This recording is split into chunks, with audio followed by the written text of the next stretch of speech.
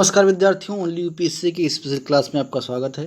हम लगातार taxation system जो है इंडिया का उसको समझ रहे हैं। उसी क्रम में अगली क्लास है। पिछली क्लास में हमने कॉर्पोरेट टैक्स के बारे में आपको पढ़ाया था।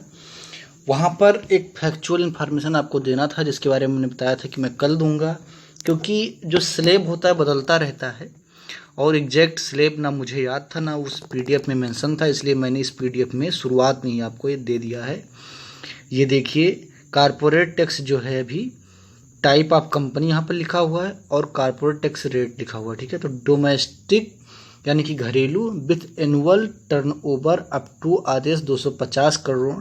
अगर 250 करोड़ से ऊपर टर्नओवर करने वाली देसी कंपनी है तो उसको 25% का कॉर्पोरेट टैक्स देना होता है। ठीक है, domestic company with turnover more than RS 250 crore, अगर 250 करोड़ से ज़्यादा है तो उसे 30% देना होता है। डोमेस्टिक कंपनी की बात हो रही है। ठीक है, और अगर फॉरेन कंपनी है तो उसको 40% देना होता है। ये बात मैंने कल आपको बताया था कि जो फॉरेन कंपनी होती है उनको ज़्यादा देना पड़ता है। ठीक है, तो ये था डेटा जो कल मैंने आपको देने के लिए कहा था, वो यहाँ पर आप इसको नोट कर सकते हैं। देखिए, ऐसा है कि ये जो स्लेब हैं बदलते रहते हैं, इनको लेकर के इसीलिए सवाल बहुत कम आते हैं। जो बैंक की परीक्षा होती है जल्दी जल्दी होती रहती है तो वहाँ पर स्लेब पूछ लिया जाता है, लेकिन जो बड़ी परीक्षाएं यूपीएससी और यूपीपीएससी की परीक्षाएं या जो स्टेट पीसीएस है वहाँ पर इसके पूछ जाने की संभावना कम होती है। ठीक है, स्लेब नहीं पूछते हैं। हालांकि आपको ये पता होना चाहिए कि कॉर्पोरेट टैक्स होता क्या है। ठीक है, अगर आपको ये पता है तो आपके सवाल टैकल हो जाएंगे। फिर भी जो है आपके दिमाग में एक बार होना चाहिए कि कितना है। ठीक है, चलिए हम आज की क्लास शुरू कर लेते हैं। आज की क्लास में हम पढ़ेंगे मैट। जैसा कि कल मैंने आपको बताया था कि हम आज की क्लास में मैट पढ़ेंगे। इसको कहते हैं मिनिमम अल्टरनेटिव टैक्स। ठीक है, क्या कहते हैं? Minimum alternative tax. ये भी एक प्रकार का कॉर्पोरेट टैक्स ही होता है और ये एक डायरेक्ट टैक्स है। ठीक है, ये प्रत्यक्ष कर है। अब मैं आपको थोड़ी सी बात पहले भूमिका बना करके समझा दूं ताकि आपको पूरी बात समझ में आ जाए। जैसा कि मैंने आपको बताया था कि इनकम टैक्स जो होता है वो किसी व्यक्ति की आय पर लगाया जाता है, किसी पर्सन की आय पर लगाया जाता है। जो उसका एक वित्त वर्ष में कुल आय होता है उस पर उसको जो है इनकम टैक्स देना होता है। वही अगर कोई व्यक्ति ना होकर के कोई कंपनी है तो ये कॉर्पोरेट टैक्स हो जाता है, कॉर्पोरेट टैक्स हो जाता है। ठीक है, तो अगर किसी व्यक्ति के आय पर लगाया जाए कर तो वो क्या होता है? इनकम टैक्स होता है। और अगर किसी कंपनी के आय पर लगाया जाए तो वो कॉर्पोरेट टैक्स होता है। ठीक है, तो ये चीज़ पहले क्लियर हो गई। अब ये समझते हैं कि मैट क्या होता है। तो उसको समझने से पहले एक नॉर्मल सी बात आपको मैं बता दूं कि जो कॉर्पोरेट टैक्स होता है यानी कि जिससे निगम कर हम कहते हैं, निगम कर लिया किस पर जाता है? ठीक है, आपने पढ़ लिया कि कंपनी से लिया जाता है, लेकिन किस पर लिया जाता है? तो जो उसका वार्षिक लाभ होता है, ठीक है, जो उसका वार्षिक लाभ होता है उस पर लिया जाता है। और ये जो लाभ है ये कंपनी को मिल चुका हो। अब कैसे इसको समझेंगे? जैसे मान लीजिए कि कोई कंपनी है जो 100 रुपये का टर्न ओवर करती है। ठीक है, तो इसने इन्वेस्टमेंट किया था 80 रुपये और उसे 20 रुपये का लाभ हुआ। यानी कि एक साल में जो उसका टर्न ओवर है वो 100 रुपये का है, उसका इन्वेस्टमेंट 80 रुपये का था, तो 20 रुपये का उसको जो लाभ हुआ, इस लाभ पर कॉर्पोरेट टैक्स यानी कि निगम कर लिया जाता है।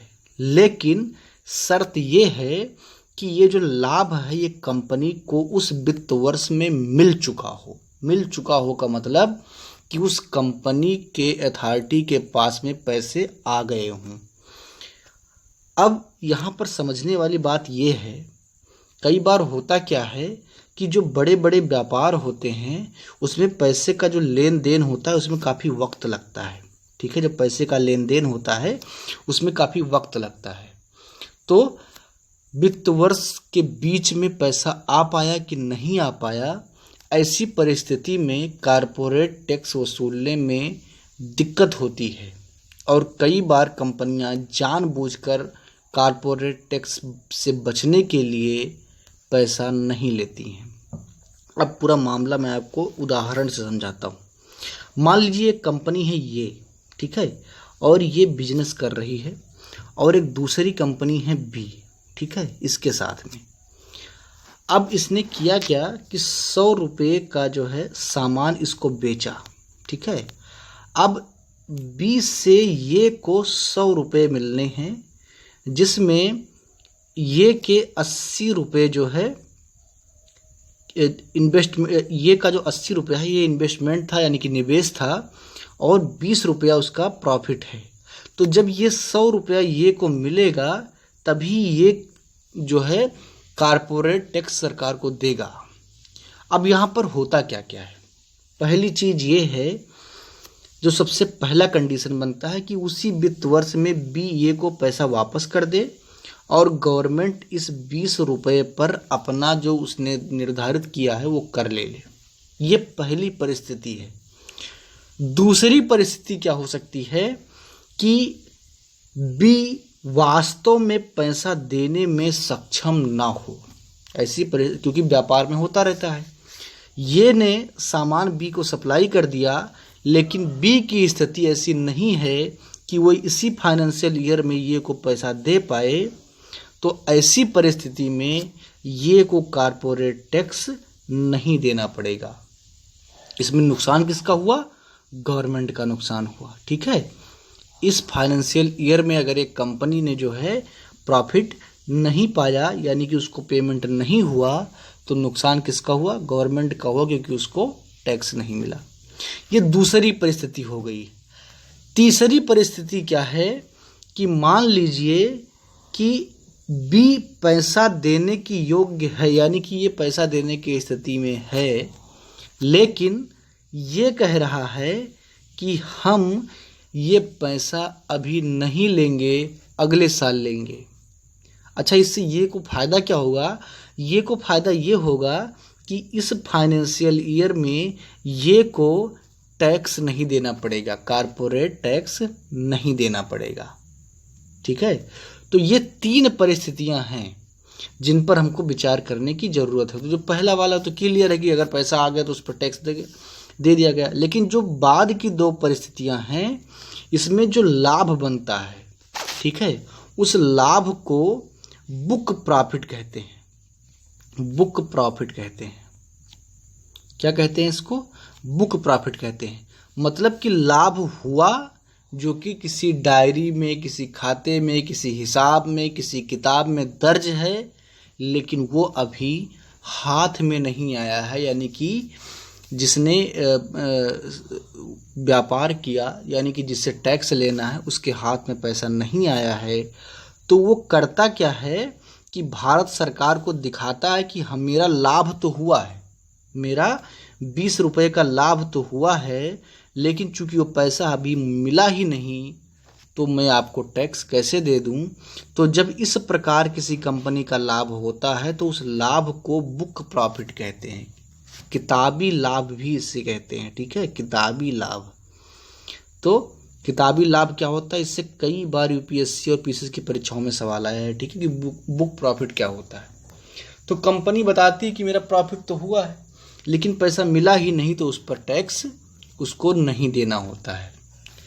अब होता ये था कि बहुत सारी कंपनियां तीसरी परिस्थिति को फॉलो करती थी, जिसमें जो दूसरी कंपनी बी थी वो पैसा देने को तैयार है, लेकिन ये पैसा लेता नहीं था जानबूझ करके, ताकि कारपोरेट टैक्स से वो बच जाए।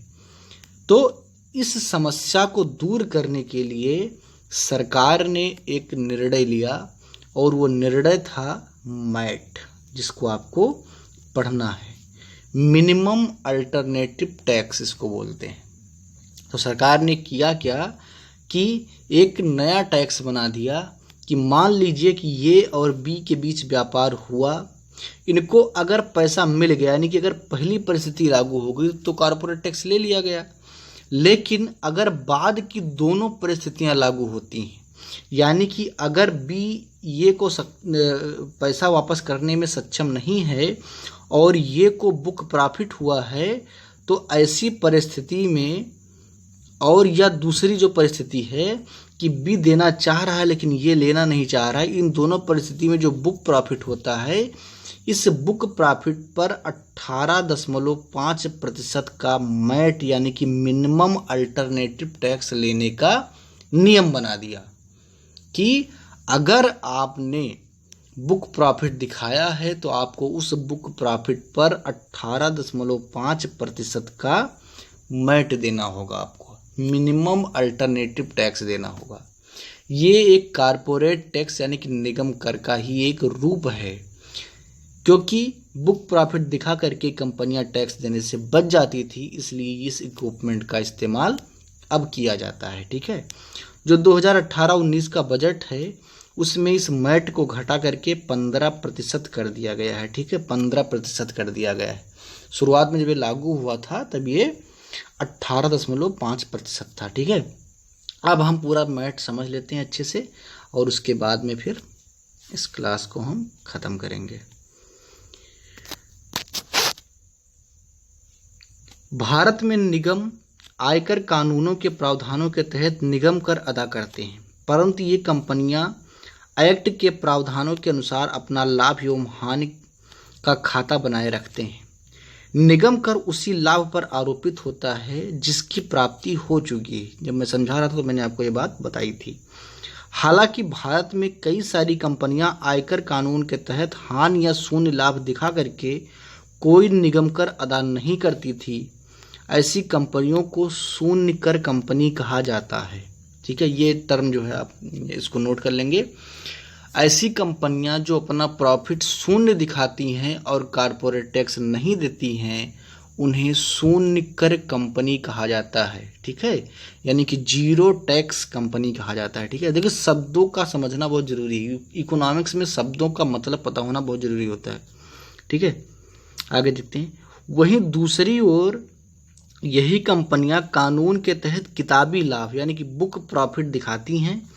किताबी लाभ वह लाभ है जो बन चुका है परंतु इसकी प्राप्ति नहीं हुई है, जो बात मैंने आपको अभी समझाई।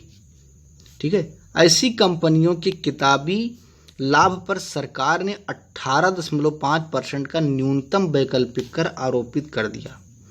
इसे 2019 में घटा करके 15% कर दिया गया।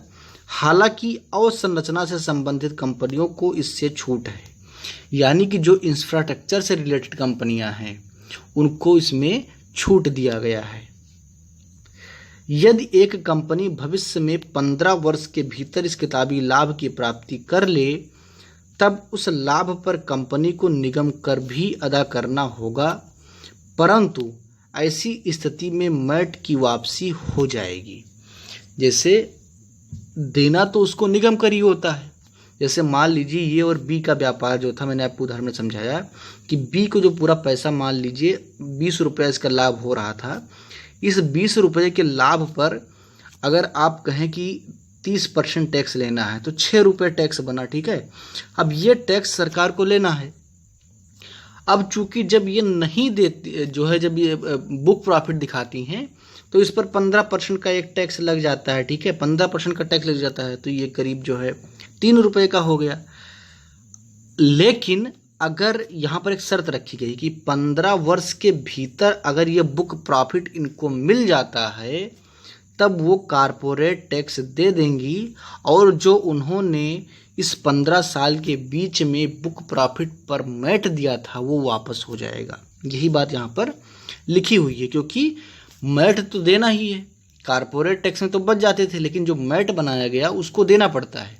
तो अगर 15 वर्ष के भीतर ही जो है किताबी लाभ की प्राप्ति कर ले तब उस पर जो है कारपोरेट टैक्स देगा और जो उसका मैट है वो वापस हो जाएगा। ठीक है, यदि किताबी लाभ 15 वर्ष के बाद प्राप्त हो तब ऐसे में निगम कर वसूला जाएगा, परंतु न्यूनतम वैकल्पिक कर की वापसी नहीं होगी। लेकिन अगर कोई कंपनी अपना बुक प्रॉफिट 15 वर्ष के बाद प्राप्त करती है तब उसको हर साल वाला मैट भी देना होगा और उसके बाद में जब वो पैसा कभी ना कभी तो लेगी ही तो उस पर उसको कारपोरेट टैक्स भी देना होगा, यानी कि जो उसका मैट है वो वापस नहीं होगा। ठीक है, तो जब ये प्रावधान हो गए तो अब कंपनियां करती क्या है कि वो अपने लाभ को छुपाती नहीं हैं, इससे सरकार का रेवेन्यू बढ़ता है। ठीक है, तो ये था पूरा मैट जिसको आपने समझा मिनिमम अल्टरनेटिव टैक्स, इससे बहुत सारे सवाल परीक्षाओं में अभी तक पूछे गए हैं और आगे भी पूछे जाएंगे। ठीक है, तो इस क्लास में इतना ही। आगे की क्लास में हम लगातार टैक्सेशन पढ़ते रहेंगे। इंडियन टैक्स सिस्टम काफ़ी पेचीदा है, इससे बहुत सारे सवाल भी आते हैं। ठीक है, इकोनॉमिक्स का ये बहुत ही महत्वपूर्ण एक सेक्शन है, इसीलिए मैंने पहले इसको शुरू किया पढ़ाना। तो लगातार जुड़े रहिए और पढ़ते रहिए। क्लास को लाइक कीजिए, शेयर कीजिए और अपनी राय कमेंट बॉक्स में ज़रूर दीजिए। धन्यवाद।